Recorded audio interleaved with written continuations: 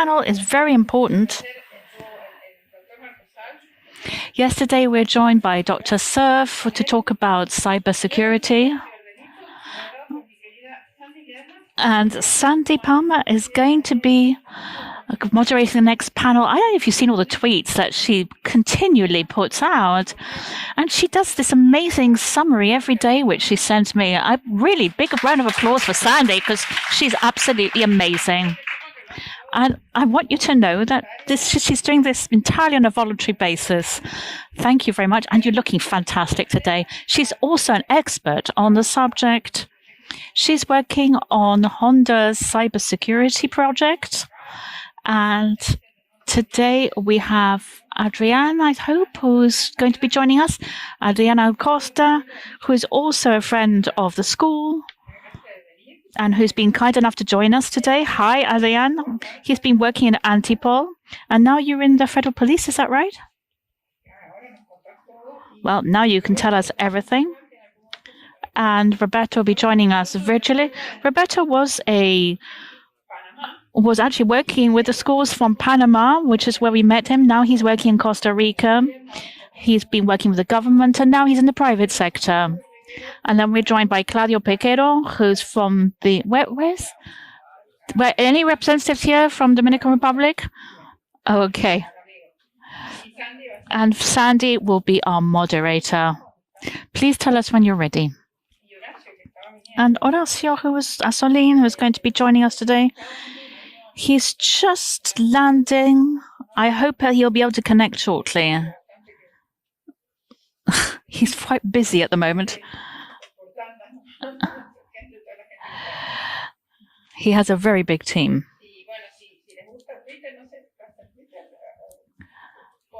Are you on Twitter?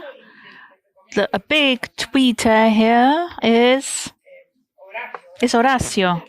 Horacio has a very active Twitter account. He's always producing really interesting stuff, so please do follow him. He has great tips. In fact, he alerted me quite a while back that we had to put two-step authentication on WhatsApp, and I thought, so here I am, I'm telling you guys, use two-step authentication. I've received lots of different kinds of cyber attacks. I was attacked on Skype, LinkedIn. They stole everything, my photographs. They asked all my contacts for money. Can you imagine? Well, so please remember, use two-step authentication. Right, here's where I can see Roberta. Hi, Roberta, welcome. And I can see Claudio. Horacio will join us as soon as he gets off his plane. I've already told you that Roberto was a student of ours from Panama. That's right. I have such good memories of that. It's great to have you join us as an expert. Claudio, I don't know in person yet, but welcome. You're speaking to us from the Dominican Republic. Sandy, over to you. Well, I don't think we ever stop being students and learning, do we really? I think, in fact, I am going to be a student for the rest of my life because I'm always learning things. I do too. I learn from each presentation. I'm an eternal student. Okay. So we're going to be dealing with a really very interesting subject. It's about cybercrime. It's obviously not new for most of us today. This form of internet crime has grown massively. And the pandemic, before we were connected, now we're hyper-connected. But we've seen a massive increase in terms of this modality, these cyber criminals. But the FBI's report in 21 said that we had 1.4 million in losses to 6.9 billion. It tripled the losses. It tripled. And this isn't just about companies. It's about people. It's about me and you. Anybody can be a victim of cybercrime.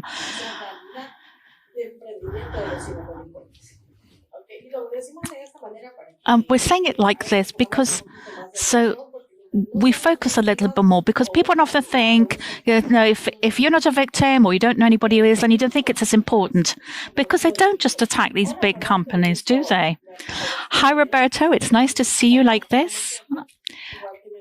and my friend Adrian and Claudio that we've been in touch quite recently, actually. So let's start with Roberto. Oh, can we see if this works?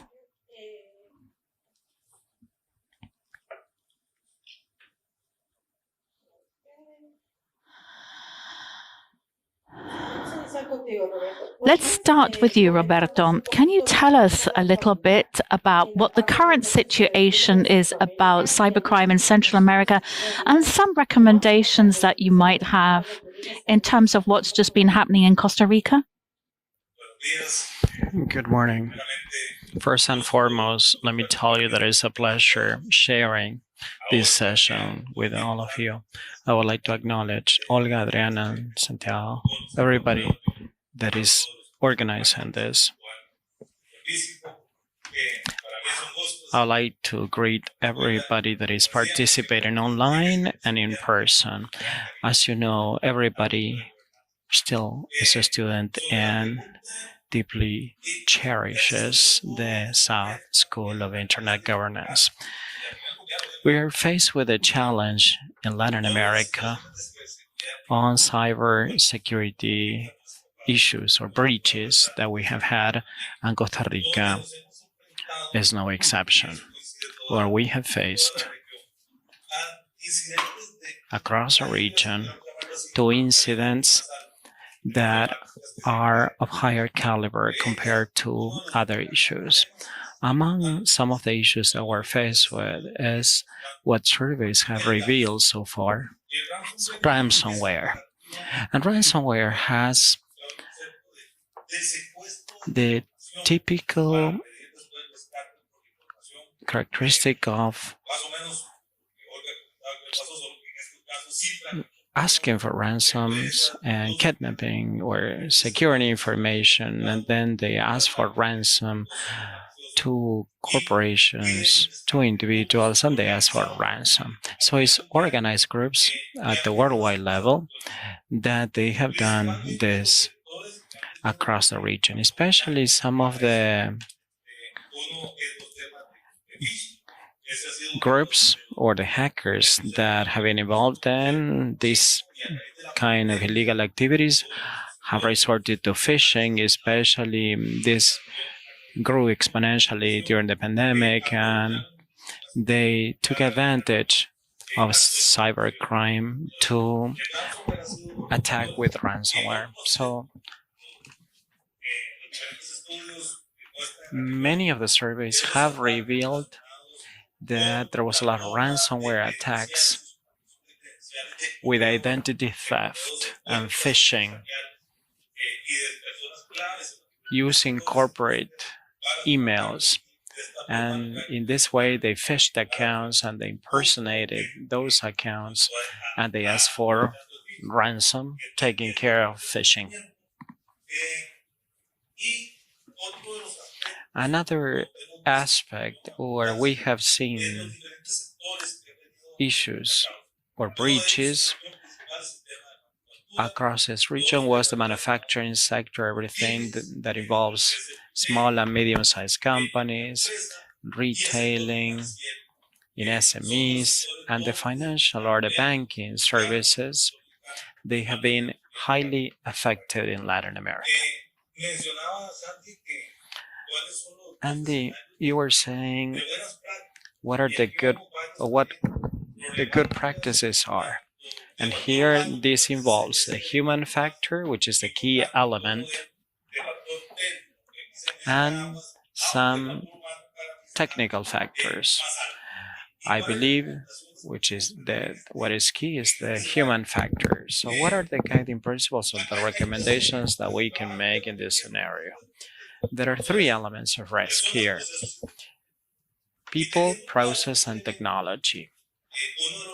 Having clarified these 3 elements, one of the challenges was to have enough money to serve those needs. And we don't have enough budget in order to allocate resources. And cybersecurity probably is not the first weakness that we should address in public policy making. However, we can serve people Although we don't have enough resources for technology, and that sometimes in Latin America we believe in technology or we allocate more resources in technology rather than focus on people and on training in order to mitigate the impact. So this is related to education, training, as Olga said, double authentication systems. And then we believe that training citizens is what is key to mitigate these incidents, breaches, phishing, ransomware. This is what usually the bad guys are taking advantage of. And in cybercrime, what what usually involves is exploiting the vulnerabilities in the system. And this is the good practices in the private and public sector that should serve or that should provide better support, technical support, maintenance, upgrades, updates in software. And you need to be up to speed with all the updates and with the training of people with human resources. In this case, it would be good to mitigate these kind of risks. At least you have given us an overview of where Central America stands. I come from Honduras, and to tell you the truth, none of our countries have a strategy or public policy at the national level for cybersecurity, and not even cyber defense. Guatemala just passed a law, and let me correct myself. Guatemala just passed a law that has been adopted by Congress or passed by Congress on cybersecurity. Please tell me where we stand in cybercrime in Latin America. And given this experience, do you believe that Argentina is a more one of the most vulnerable countries, or is more vulnerable country than others? And how do we stand in the region? How do we rank? No, we are more or less in the same situation, just like Latin America. Most of the countries are operating in the same level playing field. Some of them have passed laws, some of them have operated in a vacuum, or they have loopholes. But cybercrime is a scourge across the world. It doesn't behave in the same way. And this has been proven. There are some crimes that persist in some regions, and probably we don't have them here in Argentina. However, Argentina is part of the world, and obviously is going to be affected by cybercrime just like any other country. However, what I find is that we should pursue legislation and to improve the legislation or the rules, not only in Argentina, but also in Latin America. I believe that we should focus primarily on penalties because cybercrime in Argentina is not considered something important, especially because the penalties imposed on these crimes, as Roberto was saying, for example, ransomware could date back to the 90s and the beginning of the 2000s, and we haven't found ways to tackle the challenge of ransomware. Or even worse, it has evolved right now. Not only they encrypt, but also they steal data and they ask for a ransom. So not to disclose this data, okay? So ransomware has evolved, and there were crimes that have evolved since the very beginning, and laws remain the same. And these are called misdemeanors. So I would like to ask, if you have a high penalty, or if we impose penalties like in these kind of offenses, because it takes time to investigate what ransomware is like. So I would like to see how they are going to impose serious penalties on ransomware, just like any other crimes. We made a lot of progress against child abuse, child pornography, where no other country in Latin America imposed penalties. Right now, we have imposed serious penalties on the marketing and the trading of pornography or child abuse, but we still believe that it's classified as a misdemeanor right now because of these life penalties. But we need to find the necessary tools and to pursue the technical and the human resources to perform the investigation, to carry out these investigations, and to convict these people that deter criminals to make this or to commit this kind of crimes. On the contrary, many of these crimes go unpunished, so that is why they continue or they persist committing this type of crimes. So I believe that we should change the direction. Not only this has been adopted by the experience in Argentina, but also in Latin America to prevent this kind of crimes in the future. Cases, like you said, sometimes, for example, they average or they do an average of the conviction. For example, I have three type of cyber crimes and probably is from 3 months to 6 years of prison. So it's basically a basic misdemeanor. Claudio, I would like to ask you, what are the modalities of cybercrime in the Dominican Republic and of greatest impact or serious impact? And if you believe that this could draw some parallelism with the rest of the region. Hello, I am participating in an Europol conference. The Dominican Republic example or experience and Latin America's experience are very similar. There's evidence that we have seen many cases of ransomware. And I believe that there are many threats out there in compromising emails and in the business sector. However, this could be encompassed in the social sector. And we do have malfeasances, scams. Here you mentioned the double authentication factor. For example, with WhatsApp, they are able to phish the WhatsApp and then they get the user's credentials, and then sometimes people are scammed and they're asked for money. But the common denominator is ransomware. So what is missing is to implement strategies. For example, we have a national cybersecurity strategy in Dominican Republic with supplementary strategies with cyber diplomacy, cyber defense, and cybersecurity. One of the building blocks have to do with training. I believe that the problem lies in layer 8. That's the user that is holding the device. And I believe that we should raise awareness, or awareness efforts should be made. For example, with phishing, that certainly is the one that ranks first in the number of files or claims that are filed in cyber police. It's not enough to have alerts in the portals of home banking pages or the cybersecurity center to issue a bulletin in their portal or by email.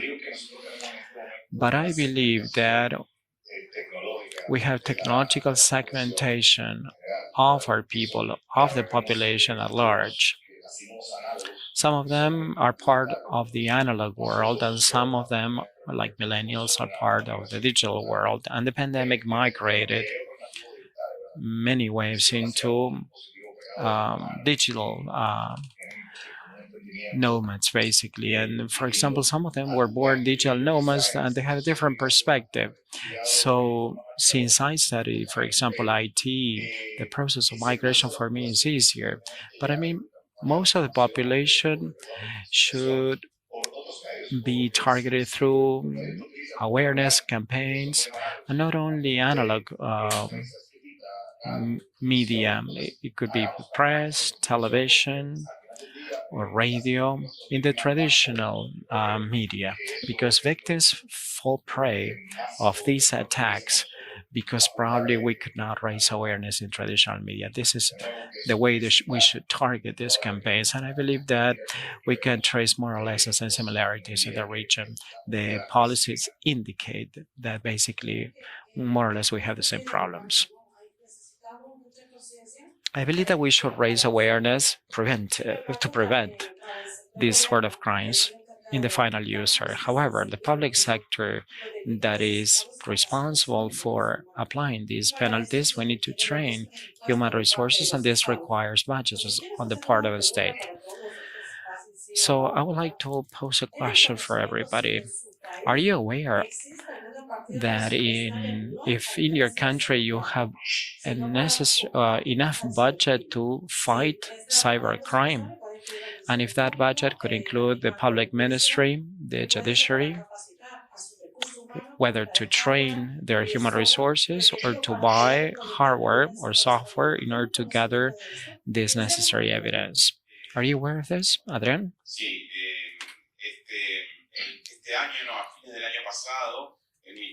By last year, the Security Ministry created a special initiative for cybersecurity and cybercrime and has set aside some budget for this purpose, not only supporting the law enforcement, but also the provincial law enforcement. Probably the budget is limited, but at least we have set aside this budget under this initiative that is dedicated for law enforcement. I believe that we should have more budget, but at least we have set aside this for cybercrime. Roberto? The Costa Rica's judiciary has different budgets to cover different areas, and there's one that is called cybercrime. We have budgetary restraints in Costa Rica, and sometimes we cannot prosecute these kind of cases because it's very, very complex. We have budgetary cuts, so the budget is sometimes not enough because to investigate IT or cybercrime, and the tools and the resources are very expensive. And there's one more element that I should add in connection to Sandy's question, and it's the issue that not only technology is involved in cybercrime, but also the rest of the traditional crimes have some or involve some technology and should be investigated. So even murders right now are going to involve smartphones that should be investigated. So you have digital tools. Not only do we have to think of budgets for cybercrime, but also budgets to cover the technology for the traditional crimes, because we have to investigate smartphones or devices. So you have a transversal use of technology across all kinds of crimes right now. No, we don't have a budget allocated to the cyber enforcement agencies, not even in the prosecutor's office. As a matter of fact, the Congress intends to make an amendment to the law to make changes in the penalties that should be channeled through some mechanisms in order to strengthen their cybercrime agency. Because you were discussing or you were talking about training, I know that it's costly, I know that it's essential, What we have done is to leverage the support through capacity building.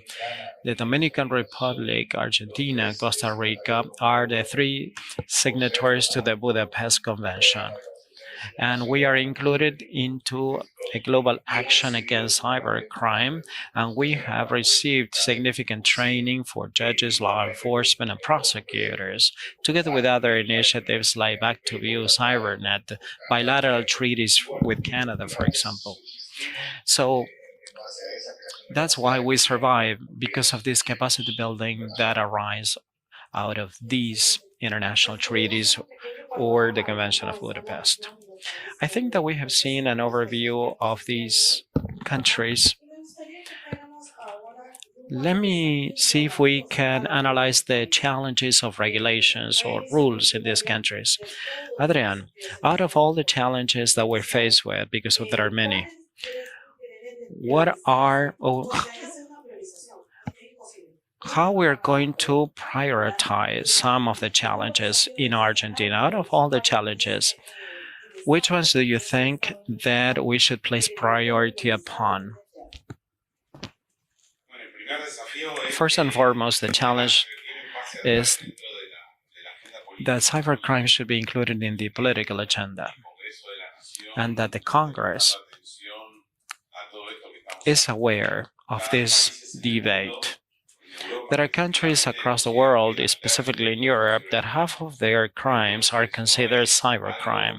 So it's not something that is likely to happen if we're not really trained. Latin America, unfortunately, is concerned with domestic violence, murders, major offenses, and they're allocated more resources, and that is part of the political agenda. Violence, drug trafficking, human trafficking, and other offenses that are very important. I don't want to disregard these issues at all, but I believe that it would be great to be prepared to pass better legislation for cybercrime and to have a better legislation for other crimes. For example, we have one of the first laws for data protection that is totally outdated. If corporations are attacked and they don't have security measures in place, they're not protected. Some of the databases are robbed on a daily basis, and there are no complaints. So it's impossible to legislate that right now. So information is very valuable right now, and they should be protected. And we should pass an adequate data or personal data protection law, just like in Europe or in Latin America, that they pass legislation on personal data protection. And lastly, apart from the law, cybercrime, and whether we pass this law or whether we impose higher penalties on these crimes, we should pass another law for the correct inversion of crypto assets, for the investment of crypto assets. For example, surveys are on the way, and they reveal that there's a lot of investigation on crypto assets. However, there's no legal framework to use crypto assets. I think that there's one in Panama and Ecuador in place, and there are countries that are doing something about it. But I believe that it would be good to have to protect crypto assets. There should be a clear framework covering crypto assets that is pretty good for the legal aspect. It's just like credit cards or debit cards. Everybody was scared about using the credit cards, and right now is something that is commonplace. Could you tell us the experience in Dominican Republic? It was the first state in Latin America that was a signatory of the Budapest Convention. Could you tell us the Dominican Republic experience? And probably you can talk about the United Nations project in connection to cybercrime.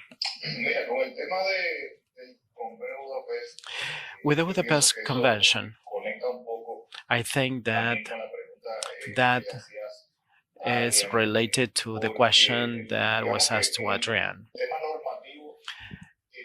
In the legal framework on in the domestic part, eventually I will need a tool that will allow me to do some investigation. So there should be a classification of crimes, procedure, and the necessary tools to conduct that investigation. Our experience, in line with the Budapest Convention,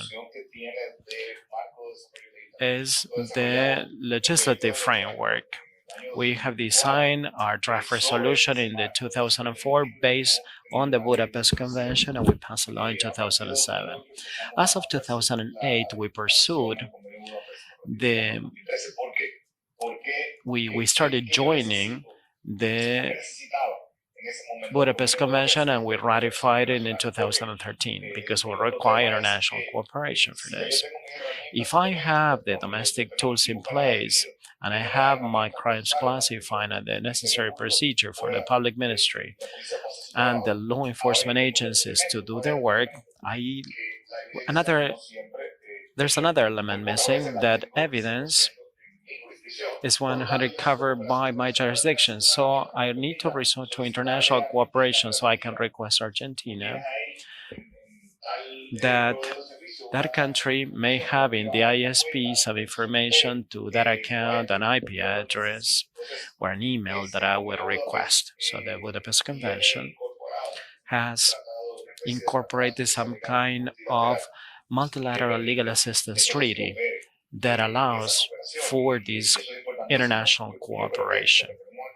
So, what countries in the region have in common is that 90% of our users resort to services that are hosted in the United States, or they have their parent company or central offices in the United States, and they have diversified in servers across the world. But at the end of the day, you will need to have access to the evidence, regardless where that evidence is hosted. And we have this important tool. And the other positive benefit that probably we disregarded at first, or we were not aware of in 2016, is the capacity building support provided by the training courses that we saw required. At first, I said I am at The Hague in the Europol convention. We had an international cooperation workshop, and I am here thanks to this initiative. We were paid by the Council of Europe. The prosecutor's office, law enforcement agencies are taking part on this Congress. So this is the positive part or the experience that we have benefited from the Budapest Convention and from the Council of Europe. The Dominican Republic has been involved very actively in this process that dates back to many years ago. Is from the Russian Federation trying to come up with a universal instrument as it's defined by my colleagues, because it was non-existent. So they see the convention, the Budapest Convention, as a regional document. And finally, in the General Assembly at the UN, they passed a resolution mandating the creation of a committee having a universal global convention on the use of technologies. And that's how they titled the resolution. And the mandate was to conclude this by 2024. So it's a 2 years process. In January, we're going to have the fourth edition in the committee, where we're going to work on the first draft, writing the first elements of this convention, the global convention. It's going to be very similar in scope in content and structure to the Budapest Convention. Not only do we have to define the procedure, but the penalties and also international cooperation assistance. Because at the end of the day, this will serve for cooperation to help other states that are not part to or party to the Budapest cooperation. They could benefit from this international cooperation. Probably it's too soon to analyze what the results are going to be. This is 193 states that are signatory of or that are member states in the United Nations. For example, I took part in the negotiation process in the second protocol. Additionally to the Budapest Convention, it took 4 years. It was 63 states or 66 states that we thought alike, and it took us 4 years to agree on 50% of the content. And let's see how we're going to draw conclusions out of the 193 countries that we do not think alike, and if we can come up with a very useful tool, so at the end of the day could benefit all states.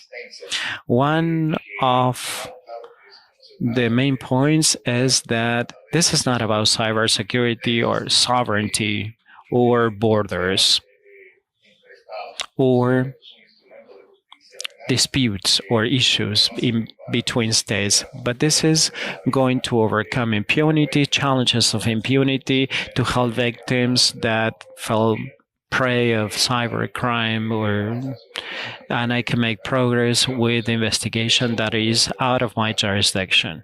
So this instrument will help with that. Thank you very much.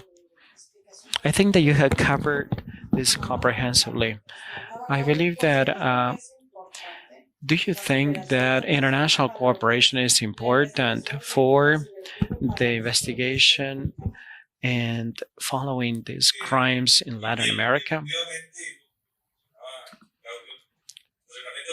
What Claudia was saying is that international cooperation tools are key when investigating and persecution of cybercrime. The Budapest Convention is the tool to address. Not all countries have incorporated this in the legal framework, so the challenge ahead of us is that this will depend on bilateral cooperation treaties in criminal law. Budapest offers a global solution where we can interact and have clear rules of the game, cooperation rules, a 24/7 cooperation that will be good to keep the evidence that is so required for the prosecution of those crimes and to include them in our jurisdiction. From the legal point of view, we're seeking solutions by these treaties because the challenge is to understand the issue of cybercrime and what it brings about from the technical point of view. So when we see the internet infrastructure at the global level and the underground cabling and all of that, regardless of the jurisdiction, it's the same network, it's the same internet, but the challenge is what we find in the legal arena because we see the need to accelerate the prosecution of the crimes, the investigation, and to come up with a solution for people that are subject to this investigation. So other crimes or other countries could have the necessary legal certainty at the global level because this allows for cooperation among the many judicial institutions so they can help out with investigations. It has taken years. The legal system follows social actions, and historically they come after everything that has been filed. But technology runs even faster. So in the legal aspect, we require that international cooperation that is fundamental for the prosecution of those crimes. And training is essential to improve the management, or we need to have the necessary skills and up to speed skills. Because if not, the jurisdictions or the institutions in our jurisdictions are going to be outdated and they are not going to make any progress. That's why international cooperation is key. So all countries should place priority upon training because crimes are transversal right now and it will require international investigations and support. So priority should be placed on legislative assemblies, congresses to implement these international cooperation agreements to be in the right legal framework or to have the right legal framework that allow us to do the necessary paperwork from the legal point of view to include that evidence so basically the cases do not fall apart.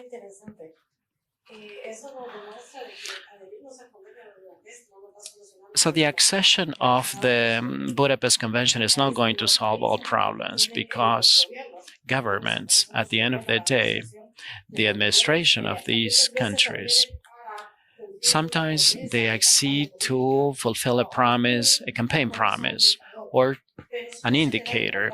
However, if importance is not given, if we don't allocate the necessary resources, or if we don't hire people with the right skills, because what happens in Latin America is sometimes we have the personnel, and when they change the administration in government, they change the personnel. So many cases fall apart, many projects fall apart, and we cannot fail or we cannot disregard this. If we don't have the right point of contact, the point of contact is useless. In connection with this, in Honduras, we have not acceded to the Budapest Convention. In 2017, we had a cybercrime law enforcement office prosecuting child pornography, child abuse. However, the statistics have revealed that they've been using technology for human trafficking. So basically, we have described grooming because people contact people, minors, and this is considered sometimes human traffic, and then they take children for sexual exploitation. So the use of technology is very important. But there are many cases that we have many crimes and basically they come up with an average of the number of years of the conviction. But this depends on the way we consider the penalties in Congress and how these sanctions for criminals are applicable. I believe that it's a big mistake because many cyber offices started investigating offenses against minors online. They should be separate. Cybercrime is one thing, and the most vulnerable sectors of society, like human trafficking, this is different. To call the prosecutor's office a cybercrimes office and that they are working primarily on child abuse or child pornography is a confusion. We should divide this as crimes against the most vulnerable sectors of society and cybercrime differently. In 2019, I believe that you gave a talk, and the title of which was The New Scenario of the Digital World with Cybercrime and the Need to be Connected in the 21st Century. And we cannot disregard that after the pandemic, we are hyper connected and there are more possible victims of cybercrime.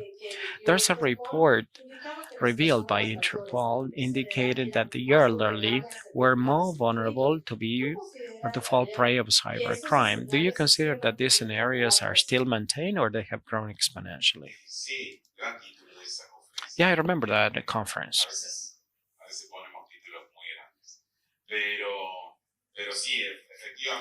Effectively, during the pandemic, the COVID-19 pandemic, it forced society to adopt more technologies. Indeed, many people were reluctant to adopt technologies because of social isolation, and this has led us to adopt increasingly more technologies. Not only young people, but the elderly adopted technology. Home banking, for example, was widely used, providing more benefits or banking services, food delivery. Some of them become fatter, some of them become thinner, but still, the reality is that we have adopted increasingly more technology since 2020, and this makes us more vulnerable. Why is that? Because criminals are trying to find a way and assessing our behavior and where we're going. The platforms, like dating platforms like Tinder, are the spot where criminals are committing crimes with scams and crimes committed through these social networks where there's a link of trust or seduction. During my time, we had to do something else. A skillful dancer, take somebody out for a drink, and right now it's swiping likes or dislikes, swiping right or swiping to the left. So we're more exposed precisely because we have the technology at the disposal.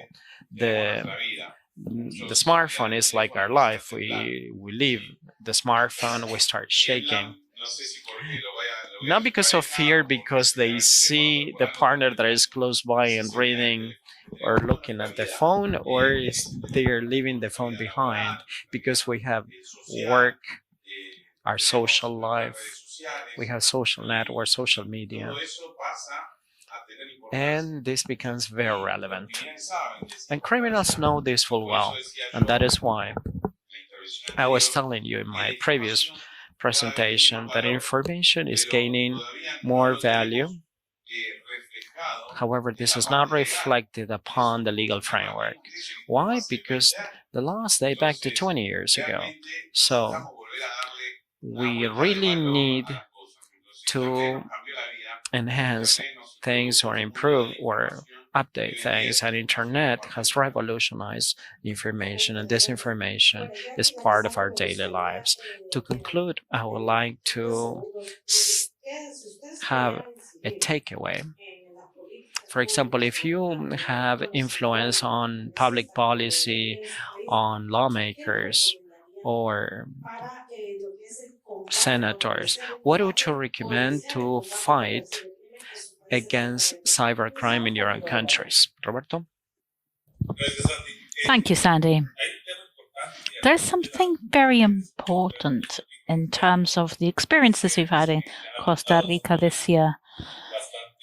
And this is what's happened is that we've now got draft bills which seek to legislate on the basis of recent experiences. And so the dynamic is quite different because they look at privacy and intimacy and how these affect national security. And this sometimes leads us to think that the information security and governance, in fact, covers a multitude of different sectors. So my recommendation to the members of the legislature is that we must define the powers of and faculties of different groups so that we can address preventive issues in a holistic manner. We need to address judicial issues as part of a way of strengthening different task forces. We need to coordinate and build strategic alliances and international agreements so we can establish the legislative procedures required And then in terms of education, we must provide training and education.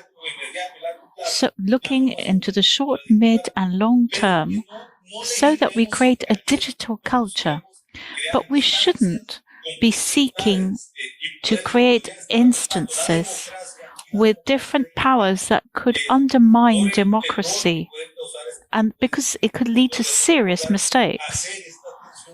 So I think we really need to look at this in a comprehensive fashion as part of a greater, broader legal framework, respecting people's rights, because we must respect people's civil rights and personal rights. We don't want an issue of national security to undermine democracy. So we need to do things in the right order.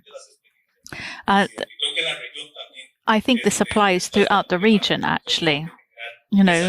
Sometimes you draw up legislation as a reaction rather than looking at how you can work well with the different areas involved to tackle the issue. Claudio? Claudio? Yes, I completely agree with what Roberto was saying just now. I think that this needs to be channeled at a state level. Each state needs to legislate in a particular way, obviously. But if you have the right tools, there is a key aspect which has to do with policies rather than legislation. As Roberto said, we must ensure that the resources are available because political will is expressed at the end of the day through money. It's where governments put their money shows where their priorities are. So we really need to invest in this subject, in awareness and education campaigns. And there's another key issue, which is what we've just been talking about. We talked about training, but there is also a sustainability issue we must take into account. We need sustainability in our cybercrime units in terms of how we provide them with equipment, tools. One of our weaknesses in terms of training and technical training in the Dominican Republic, and it's probably similar in other countries in the region, is that we face a number of challenges. One challenge is scope. We have a unit in the capital city and a couple of other ones in the country. We have 29 provinces in our country which do not have a specialized cybercrime unit, but they continue to have victims of cybercrime. So what I need to do is spread out our human resources and equipment and technical resources. Then I have another issue, which is how to retain this personnel. We train them, and then they get stolen by Telefonica or a bank because I can't pay them enough. So they get stolen away by the private sector. So that's another key element, and that has to do with government policy, because salaries must be on a par with private sector and on a par with the profession and the skills involved. It has to be commensurate with their skills level, and it must be competitive. So that's really important.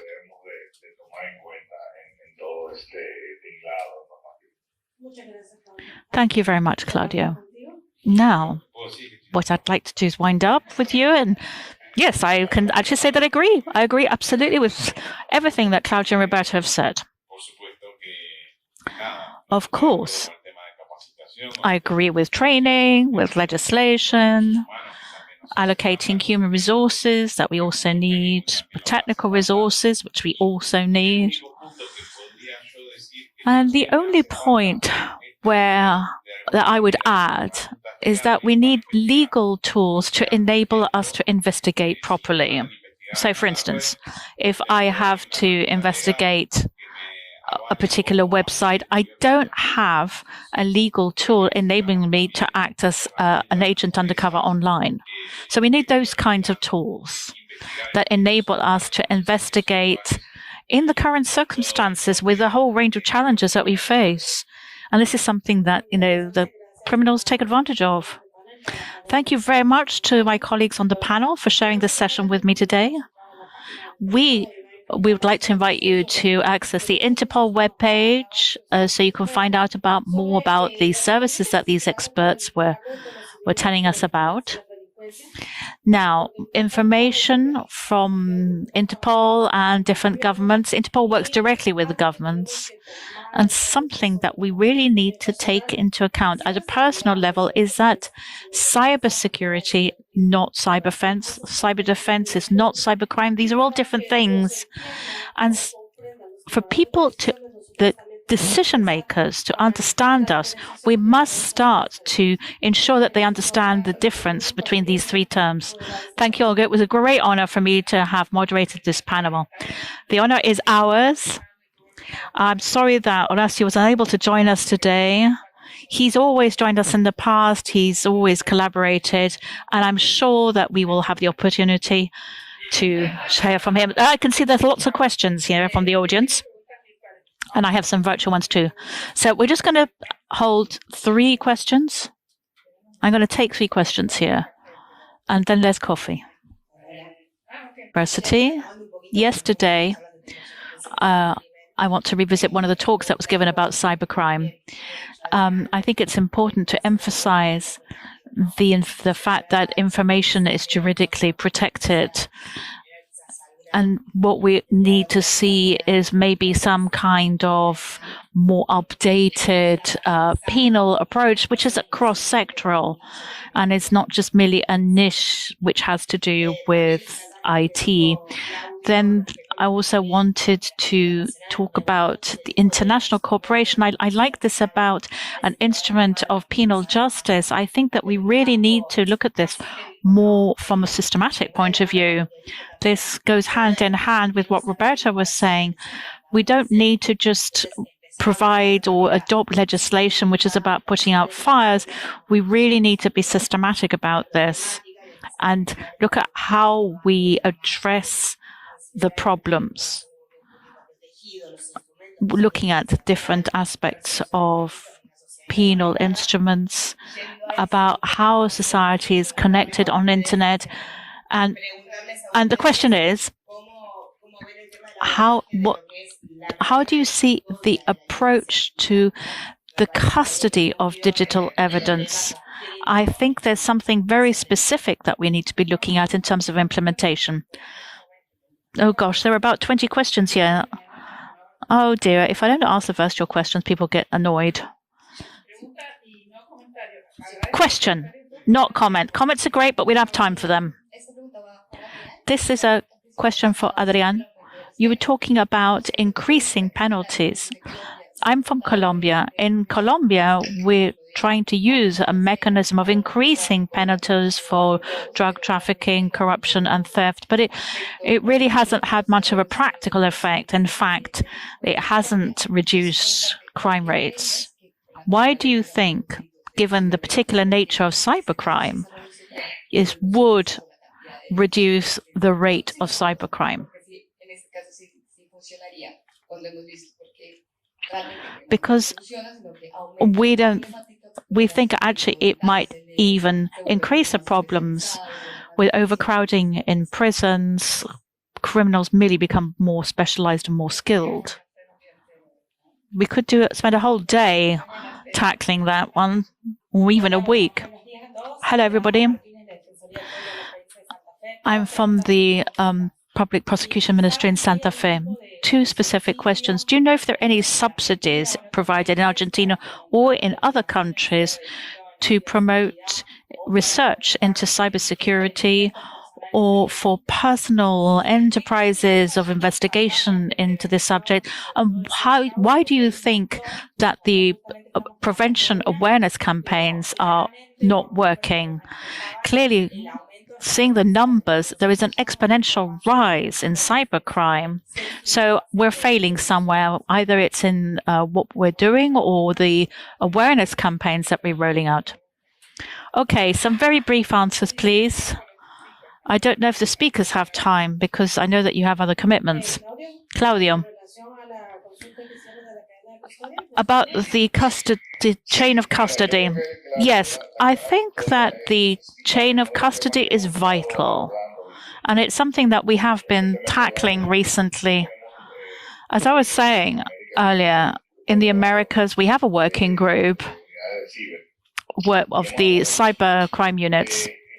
And we've talked a lot about standard operating procedures in order to unify the approach to this subject. We have a custody chain in the Dominican Republic, which has been very well defined in terms of digital evidence. But it would have to be unified or homologated because at some point, this evidence, which I've unearthed in the Dominican Republic, could be used in Argentina or would be required in Argentina in a court or in Costa Rica. So it's very important that we take into account all of the details involved. Now, there are two different kinds of cybercrime. There is the kind of crime which depends on the cyber, and the other one is cyber activated. And I think that more and more, as the whole business of digital environment is growing and growing, we are finding more and more cybercrimes are to do with how it's activated. And this links into investigations which are not actually about cybercrime, but everything's linked. So we're talking about vehicle theft, about homicide, and we're looking at different kinds of custody chains. So we have to agree how we look after the evidence involved in these different areas and come to some kind of agreement. Second question has to do with the prevention campaigns and awareness campaigns. Thank you. It's a very interesting question. Campaigns have quite specific features. And it depends very much on the sector where they're rolled out. Claudio brought this up earlier. If it's for young people, then you need to find the channels that get to them, whereas this is quite different from older people. But I think there is some issues that all of this have in common. It has to do with why this isn't working. In my experience, when you have trained people and something happens, we've talked about all the measures, and the question is, why did this happen? Like two-step authentication. Well, maybe it wouldn't have happened if that had been. Most people say, I never thought this would happen to me. So that naivety, that digital naivety, is having a major impact on society. So we need to focus on campaigns of educational campaigns of the kind that this can happen to you, but also needs to be accompanied by practical exercises so people can understand how it happens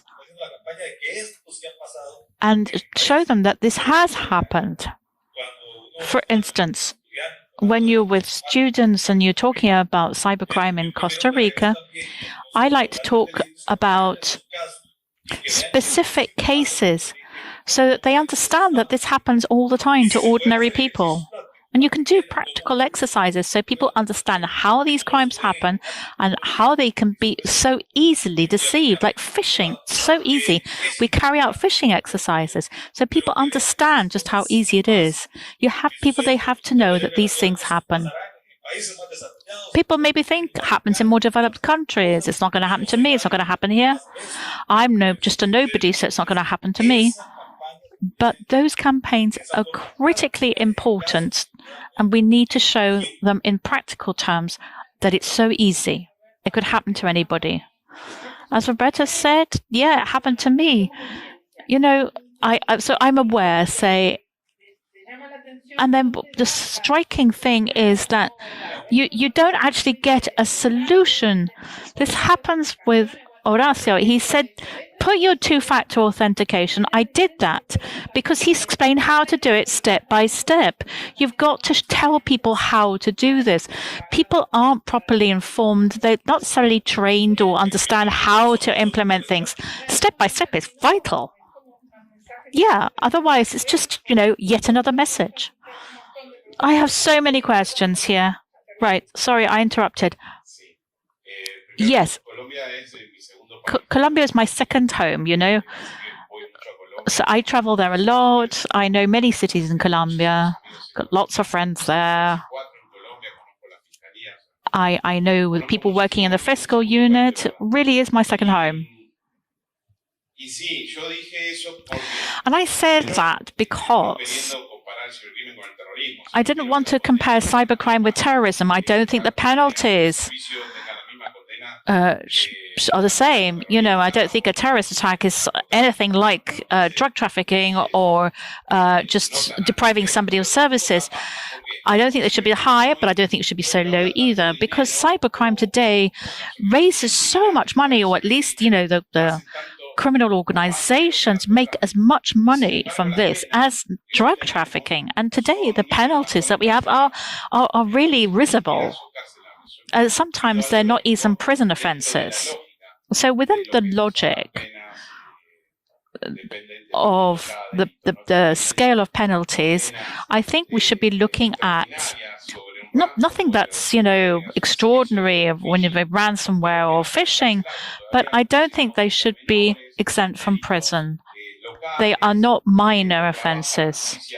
Unfortunately, it's usually handled by the local justice systems, for instance, in Argentina, where in fact we're looking at something which is cross-border, and we're not giving it the attention and the gravity that it deserves so that we can tackle it properly. So we'll find ourselves with more and more cybercrime if we don't give it the attention it deserves and the legal support that this needs, or at least the penalties. When I started working in this area back in the 2000s, it was an area which wasn't very important. I actually started working in Interpol. We were two of us working in cybersecurity, a Japanese guy and me. And I always say the same. It was an area where we had no budget. We never got to travel. Nobody was interested in it. No, people completely ignored us. And when I left Interpol, it was a priority area. We had a directorate handling cybercrime exclusively. People from human trafficking would come and see me because they wanted to manage this in the area of cybercrime. People from the terrorism unit were coming, people from the human trafficking. The drug trafficking people worked with me on Dragnet to trace drug trafficking online. So it's changed a huge amount since when I started working, and suddenly it's become a major priority today. But the laws continue to be the same. Well, for instance, in Argentina, I can't speak for Latin America as a whole, but for many countries in Latin America, this is the situation. And this is what I meant. I didn't mean that, this should be excessively penalized as if they were terrorists. Somebody, for instance, who carries out a fraud. Well, but a fraud requires the appropriate penalty. Well, we have 30 more seconds, okay? When we talk about cybercrime, it's not just an encrypted software or hardware problem. When we put a victim's face on it, for instance, identity theft or cloning, or they publish images of a teenager and it ruins their life, we are giving it more importance, and they need to be legislated and be given the appropriate penalties, not 6 months or some kind of community service. Another point that we need to explain, just to go into what Robert said earlier a little bit about campaigns. We have carried out campaigns in Interpol. We held campaigns. And this year I was consulting on the PACT program for the European Union. We also carried out an awareness raising campaign for cryptocurrencies. Not even my family was aware of this. So frankly, we're not that effective in terms of reaching society at a widespread level. We need to work together. Public sector, private sector, the banks need to start talking to their clients. The private sector needs to start talking to its clients. We have to work together, particularly with input from academia and these schools, because we need to start talking about awareness raising, right from primary school. Kids are using phones and tablets before they can even talk. So we really need to start raising awareness much earlier. We just have one more question. She was asked, there was a question about whether there was kind of trust fund or a fund to finance investigations into cybersecurity. Okay, she's from Argentina, so the question's for you, Adrian. No, I don't think there is at the moment. There are funds for innovation, and the OAS has set aside funds for innovation projects. And we get money from Canada as well, and some other international organizations. But at national level, state level, there aren't any programs. There is a panel on project financing, so we can ask about that later. Okay?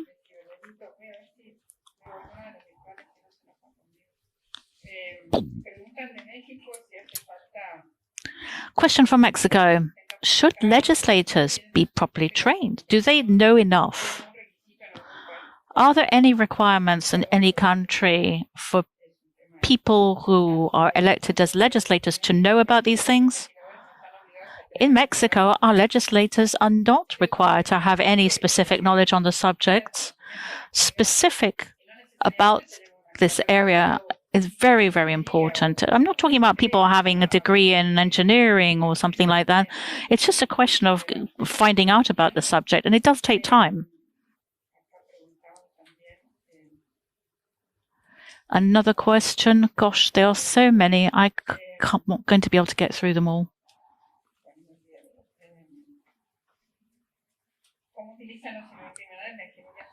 How do we use cybercrime in reverse social engineering?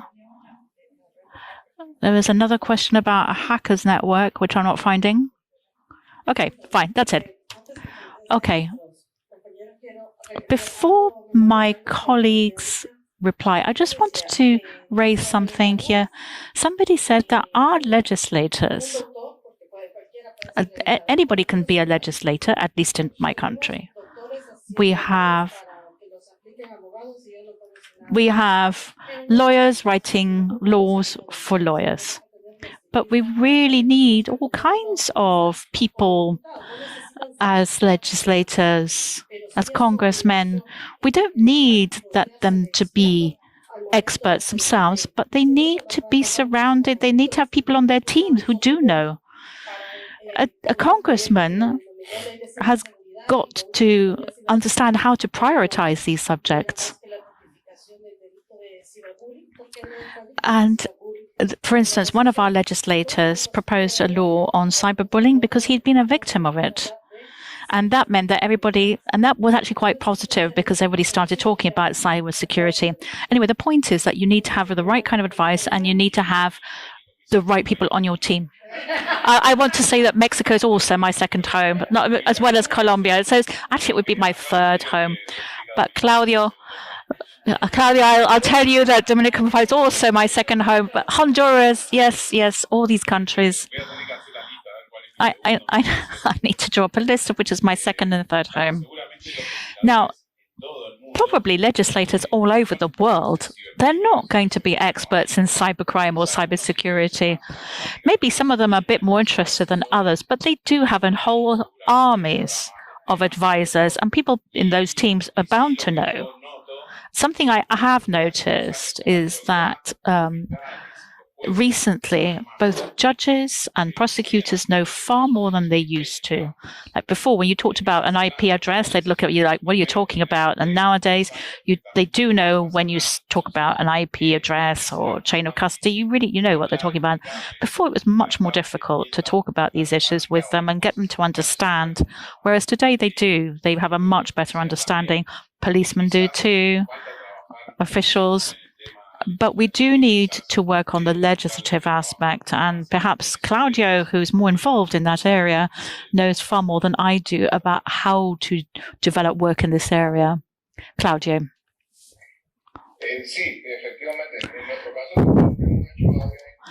Yes, in fact, what we've done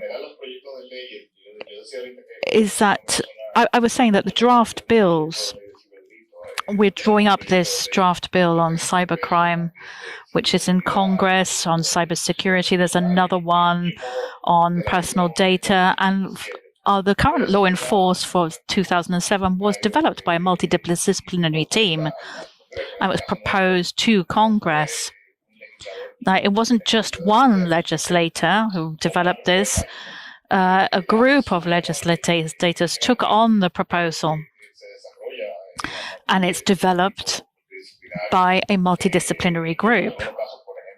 In some cases, in the area of personal data, we got support from the Council of Europe, who sent us some experts on the subject,